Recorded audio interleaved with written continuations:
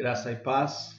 Quero ler com os irmãos Apocalipse capítulo 2, versículo 13, a parte A que diz: Conheço o lugar em que habitas, onde está o trono de Satanás.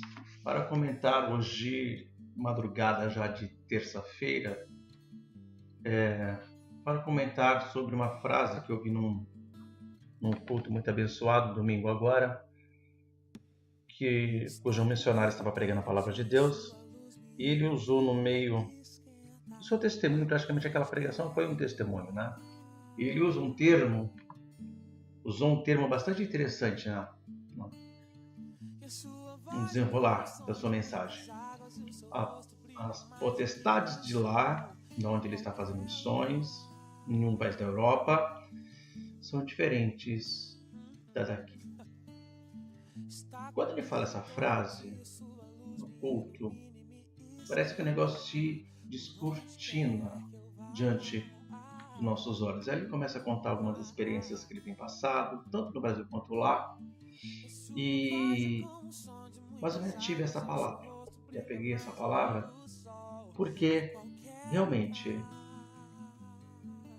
ele começou a explicar a diferença do poderio das potestades que lá atuam para as de cá.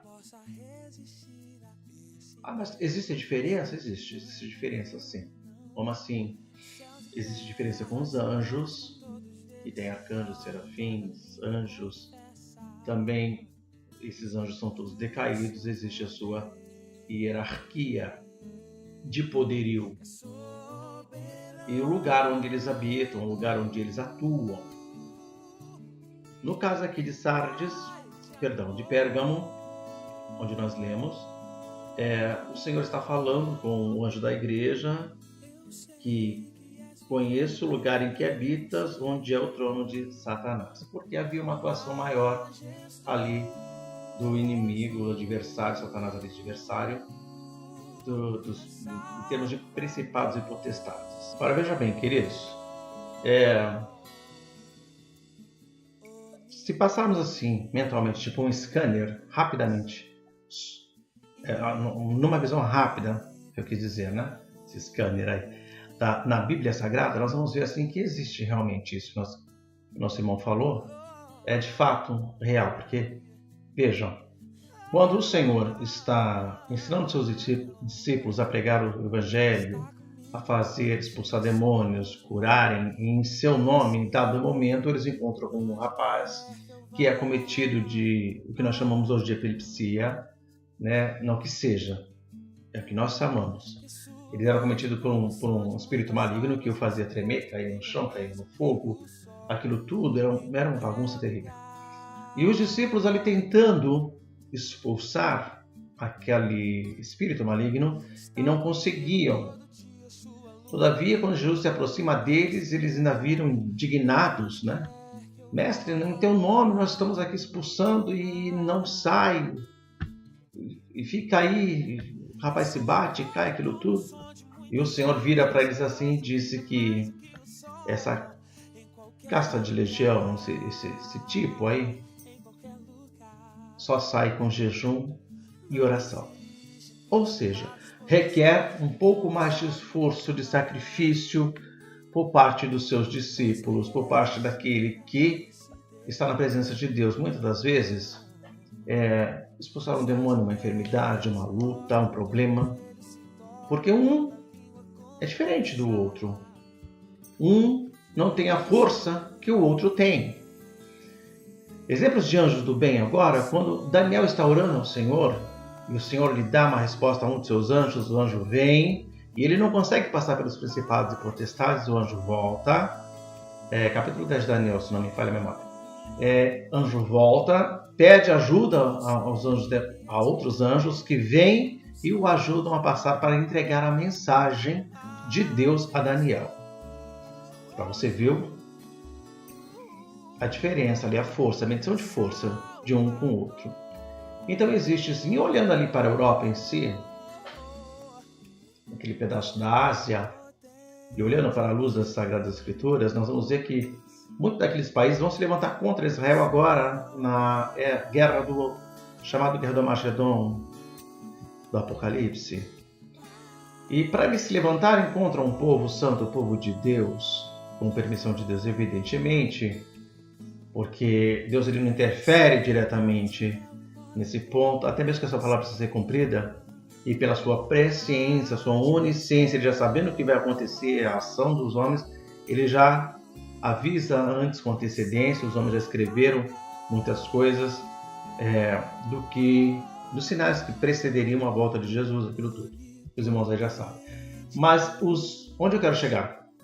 Para esse povo se levantar contra, ser levado por essa onda maligna, o diabo precisa estar entrando, cauterizando a mente desse povo. Precisa estar entrando na mente, no coração daquela nação, se não de um todo, mas da grande maioria, para que possam então levantar-se e fazer guerra contra Israel.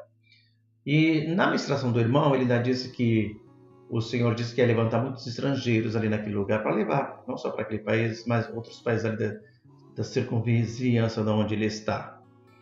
Veja, é verdade, querido, é outra grande verdade, porque uma vez que o povo, não que o povo seja ruim, amados, não é isso. O povo está sendo bombardeado. O país que ele está é um dos líderes, se não líder, em suicídio, né? No ranking mundial em suicídio. Veja como é que o povo... Todo suicida, ele é depressivo. Se é depressivo é porque é oprimido. E se é oprimido por alguém. E a gente sabe muito bem quem é que gosta de oprimir, né? Mas Jesus ele veio para libertar os oprimidos e cativos do diabo. E para isso o Senhor disse que ia levantar muitos estrangeiros, ou seja, povos de outros lugares, mais simples, mais humildes, ou talvez não, de países até poderosos também, não importa, mas que iam levar até lá para pregar o Evangelho. Por quê? Porque existem pessoas que são filhos da salvação que estão ali no meio. São nossos irmãos que estão ali, não estão vendo, não estão com conhecimento pleno, mas através de que o Senhor está trazendo de outro lugar, como assim o Senhor sempre fez em toda a história, leva um para cá, traz outro para lá, enfim. Existe toda aquela dinâmica, né? Quando o Espírito Santo vem sobre a igreja, ele vem trazendo um dínamo, o poder, é isso, né? Aquela movimentação. Aliás, o Espírito, desde o primeiro capítulo de Gênesis, no versículo 2, o Espírito já se movia sobre a face das águas. O Espírito não é de ficar parado, não. Parado vai ficar eu, fica você. Mas o Espírito Santo, ele está sempre trabalhando. Aliás, Jesus Cristo disse certa feita: meu Pai trabalha até hoje e eu trabalho também. Então não existe mal nenhum com o trabalho. O trabalho ele é até saudável, ele é salutar para a nossa saúde pessoal, para a saúde da sociedade, da igreja, da obra de Deus. É bom estar em movimento, é bom estar trabalhando, principalmente na seara de Deus, para quem faz parte do corpo celeste de Cristo. Muito bem, então ele traz, ele se responsabiliza. Um dos trechos que o irmão também usou, aliás, o trecho principal, né, foi que abre a tua boca, né? Abre a tua boca e encherei. Eu vou te ensinar o que falar, Jeremias 1:9. Porque Jeremias achava que era uma criança, aquilo tudo que os irmãos já sabem e conhecem. Também, se não conhece, vai lá ler. Está lá escrito. Ele se achava incapaz de realizar. Assim como o irmão também se achava incapaz de ir, porque não sabia falar outras línguas, hoje em dia fala 3, além do português, mais 2. E Deus, ele faz isso. Sim, claro que faz, por que não? Tanto faz que fez na vida dele, e ele hoje testemunha, né, ao longo, aí, já tem muitos anos no seu ministério, ao longo do seu ministério, ele vem testemunhando e falando aquilo que Deus fez. Mas essa frase de que as potestades de lá são diferentes das potestades daqui, essa frase, no meu modo de ver, é claro, cada um tem o seu modo de ver, foi uma das frases chaves daquele glorioso culto, né, que tão cedo não se apagará da nossa memória. Da minha, por exemplo, ficará bastante tempo, principalmente essa frase. Isso não vamos esquecer tão cedo. a diferenciação, né? Na prática. Muitas vezes a gente fica lendo e a gente fica preso dentro da teoria, a gente fica preso dentro das letras, e precisa vir alguém vivenciando isso para nos ilustrar, para mostrar o quanto a palavra Logos escrita, ela também é uma palavra revelada, rema, na nossa vida. Não só revelada para estar pregando, mas em nossa vida sendo revelada para ajudar outras pessoas. Para ajudar. É por isso que a nossa vida é um testemunho vivo. A nossa vida tem que ser uma pregação. Não é? É claro que é. É desse jeito. Nossa maneira de falar, nossa maneira de agir, nossa maneira de pensar, a nossa maneira de nos comportar, isso quer dizer que você não vai errar? Claro, você vai errar sim. Mas para todo erro, né, existe uma maneira de se consertar, há um conserto. Por exemplo, você ofendeu alguém, você vai lá e peça perdão. Está escrito. Mas quem estiver vendo vai olhar que você errou. E quem estiver vendo também vai ver que você foi lá e pediu perdão. E isso, pedir perdão é uma coisa que é muito bonita, além de sofrida para quem vai pedir, né? Muitas das vezes é uma coisa dolorosa, realmente. Porque você está desfazendo aquilo que você havia feito, né? Até, às vezes, estando com uma certa razão na história, mas quem quer subir para o céu é melhor deixar a razão de lado muitas das vezes e seguir a razão de Cristo. Porque se Cristo fosse seguir a sua razão, ele não morreria pelos nossos pecados, porque ele não tinha pecado nenhum. Por que ele deveria morrer pelos nossos pecados? Mas ele veio por amor. E por amor, o amor de Deus nos constrange nós tomarmos certo tipo de atitude, a fazer certos tipos de coisa. Por exemplo, esse irmão sair da sua terra natal para ir a um lugar longínquo e pregar a palavra de Deus a um povo que ele nem sabia falar direito a língua deles. E ele foi. Como ele, muitos, durante toda a história da igreja, fizeram tal coisa. E quando não estavam muito de acordo com a vontade de Deus, Deus ele dá um jeitinho, viu, queridos? E esse jeitinho de Deus, ele avisa. Primeiro ele vem falando, né? Ele vem mostrando, ele vem revelando, ele dá o sonho, etc e tal.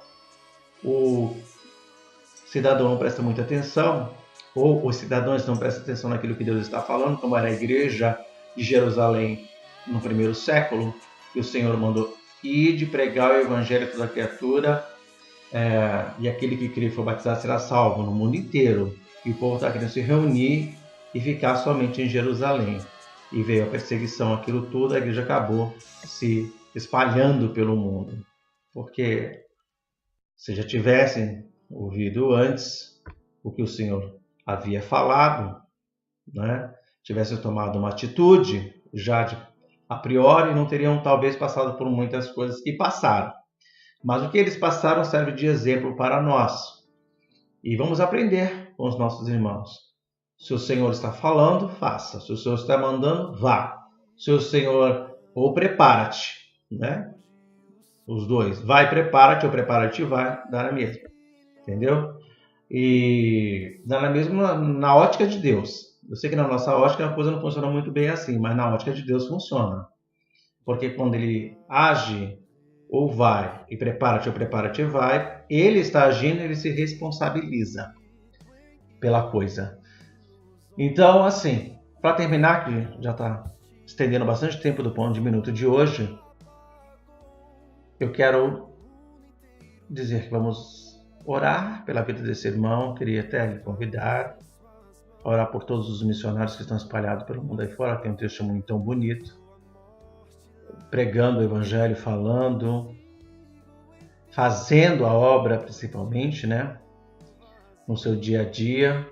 E vamos dar mais valor a esse trabalho precioso que é o trabalho missionário, porque realmente quem vai, sabe, sente na pele e vê essa diferenciação, né? A diferença da potestade de lá para a potestade daqui. mas graças a Deus que o nosso Deus, ele é Deus em qualquer lugar, né? Ele é poderoso em qualquer lugar, tanto aqui quanto lá, tanto lá quanto aqui, quanto fora do planeta. Ele é Deus. E vamos ficar com essa palavra no nosso coração. Amém?